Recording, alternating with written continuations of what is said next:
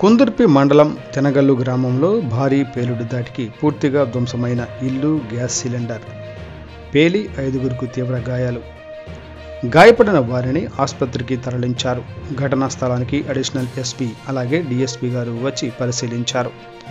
ముస్తఫా అనే వ్యక్తి చిల్లర కొట్టు పెట్టుకుని జీవించేవారు. ఆయన ఇంట్లో ప్రమాదవశాత్తు గ్యాస్ పేలడంతో ఇది జరిగింది. ఆ ఇంట్లో నుంచి పొగలు రావడం చూసి బయట ఉన్న వ్యక్తులు లోపలికి వెళ్లి గ్యాస్ బయటకు తీసుకురావడానికి ప్రయత్నించారు. ఆ లోపల గ్యాస్ బ్లాస్ట్ అయ్యి 5గురికి గాయాలయ్యాయి. కళ్యాణదుర్గం ప్రభుత్వ ఆసుపత్రిలో అడిషనల్ ఎస్పీ అలాగే డీఎస్పీ పరిశీలించామని చెప్పారు. ఎవరికీ ఎలాంటి ప్రాణాపాయం లేదు అని తెలిపారు.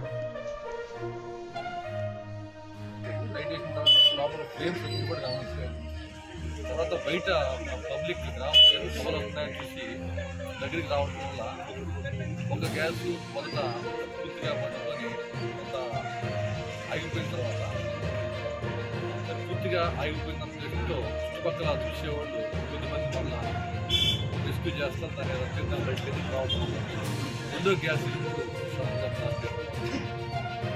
లాస్ట్ అయితే కొద్దిగా పెద్దగా స్లాబ్ కూడా పడిపోయింది. అదే దేవుడి వల్ల ఎవరికి కూడా ప్రాణ ప్రమాదం లేదు. ఒక 5 మందికి రిలీజ్ అయింది. హాస్పిటల్లో అందరితో కూడా మేము మాట్లాడేది, డీఎస్పీ గారు, సిఐ గారు అందరూ మాట్లాడేది. చౌడప్ప అనే అతను కొద్దిగా అదే కంటి మీద కొద్దిగా